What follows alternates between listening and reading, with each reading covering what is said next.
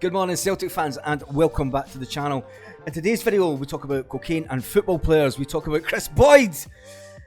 That's a sentence you never thought you'd put two together with it. And we talk about Ange Postecoglou, talking about Tomioka Iwata, who joins the club and will be at Celtic Park today. And we also look at the comment section. We talk about Ange Postecoglou taking aim at stupid missile throwers.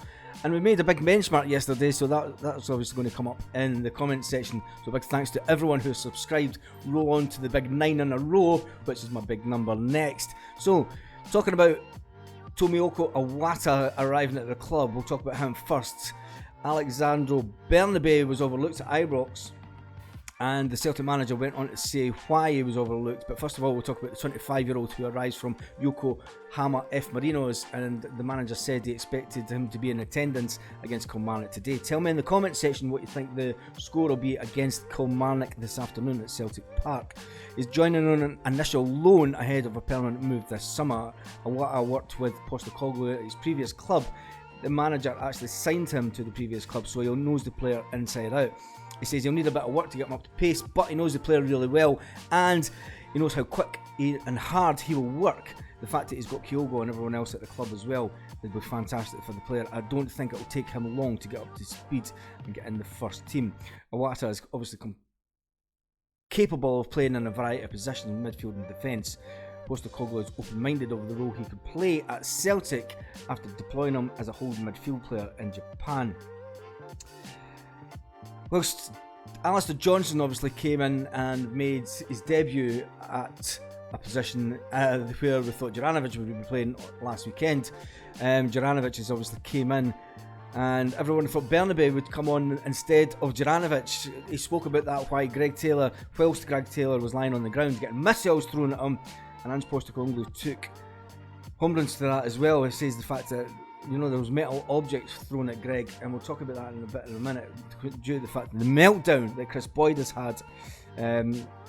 Taylor was obviously forced off with that injury, which keeps him out for a couple of weeks. Joseph Juranovic was brought in due to the fact he's had a good World Cup.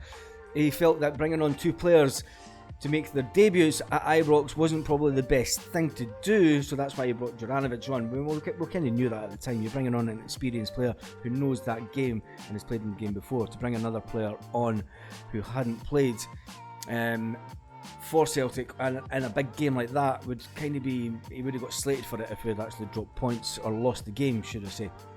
Postecoglou went on to say there's been no concrete offers for Giakoumakis or Juranovic at this point. We have had nothing serious about any of the players within the group. Now on to Kris Boyd, the meltdown that Kris Boyd has had. Kris Boyd just totally must have been sitting yesterday afternoon watching first of all the Sky one went out first on YouTube, where Ange Postecoglou was talking about players and some of the stuff that's going on with VAR. Kris Boyd said, "Leave it out. I genuinely fear where this is leading." Kris Boyd says, "Some of the pundits I know don't know where to stop in this Rangers VAR row. Heaven help us if Kyogo Furuhashi had missed." Kris, he didn't.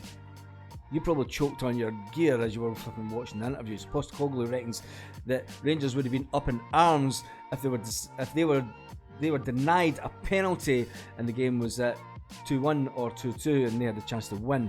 The fact is that Connor Goldson hand is up like this, and that is an unnatural position. The Zombies have made use all week of trying to say that he's protecting his face. We've seen many penalties given over the years. If you look at the picture with Connor Goldson, when you look at the faces of the fans behind him, they obviously have a bit of fear that they see his hands up and they're fearing the worst, thinking it's a penalty. I mean, you can just look at the fans' faces. That says a lot to me. The fans thought it could have been a penalty. Anyway, moving on. Drawn 2-2 was bad enough for some Hoops supporters, he went on to say, and media cheerleaders. Mate, you're a Rangers cheerleader, right? You could never score against Celtic. You were crap against Celtic. You've flipping been... Anyway, that's enough about Kris Boyd. He had a complete meltdown, right? That's the end of the day. He even went on to say, my big pal Chris Sutton, mate, he's not your mate. He is not your mate, right? He says, and this is how bad he's going back. He's going back 20 years. He's talking about something that happened 20 years ago. Remember how Chris Sutton accused Dunfermline players of lying down to Gers on the last day of the season? Well, if you remember back, They kind of did. You know what I mean? They kind of did. And then he goes on to say that lots of players in the league actually support Celtic. Anyway, he goes on and on and on in his column. He just had a complete meltdown. He says people in the game believe the game is genuinely rigged. Mate, everybody knows. There was a poll put out on Twitter, and there was a guy. I need to actually get in touch with this guy and see if we could use his content.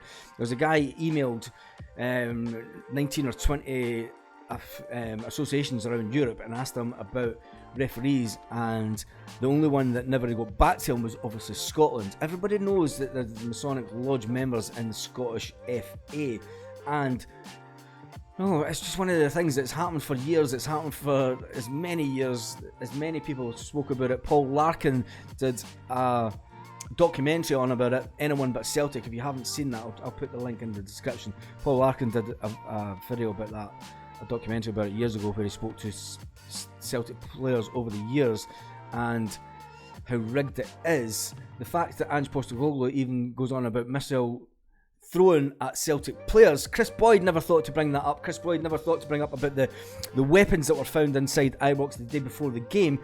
He's awfully good at speaking about the problems that he thinks Celtic has, but he doesn't talk about the problems that Rangers actually have inside their own ground and their support, and the fact that Ibrox just isn't a safe ground to go to anymore. So with that being said, we jump over to the comment section, and obviously yesterday we hit the 8,000 subscriber mark, and I am genuinely over the moon that the channel's hit that. I mean, we made the decision to get away from the AI content. Don't worry, Addison is still on the go. She will be here next week with a couple of cracking little reports as our little AI international correspondent, and it was a big thing to change the channel, but I'm genuinely really honoured that I've got 8,000 subscribers, so let's go into the 9. Anyway, David says, keep it going mate, great content. Funny 5 a day says, yes, well done bro. And then Grove Chapter says, great to see, congratulations.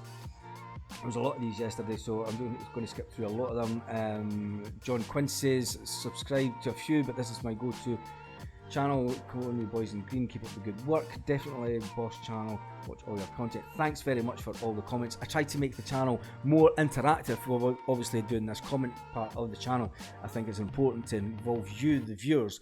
And with that being said, I think that we're going to do, I think on a Friday evening, I might do Celtic FC News live, so that we can get that interaction just a bit more. And then talking about the video yesterday, Mark Stevenson says, even with VAR, which is only there to benefit Rangers, they will not stop Celtic claiming the title this year. We are just strong even with the handicaps, aka VAR. I think there's a lot of clubs and a lot of supporters out there actually saying that it is not just Celtic that's complaining about the decisions that are going Rangers' way at Ibrox and around the country. You know, there is a lot of fans actually saying it's actually starting to stick out like a sore thumb. So tell me in the comment section what you think the Celtic Kilmarnock score will be today. Make sure that you look out for the video after the game today. I don't know if I'll go live or if I'll just do a recording, and then we'll stick it up straight after the game. And to the football player and cocaine story that I spoke about at the beginning of the video, ex-Celtic and Hibs player Anthony Stokes has been charged with 4 grams of cocaine after a police chase in his car. The 34-year-old, he's only 34, and now he's now playing football. He still should be playing. He was a really good player. He was arrested after an alleged motor chase in his hometown of Dublin, and they found 4 grams worth of cocaine in his car. Oof, on your cell, lad. Anyway, moving on. On that note, have a great day, Celtic fans all around the world, and if you're off to the game today, have a fantastic day at Parkhead. And if you're in the ground between 11 and 1, take a couple of snapshots for it and stick it on my Twitter account, and then we'll get you up on the channel with that if you're in having a beer in Celtic Park before the game. So on that note, have a great day, Celtic fans all around the world.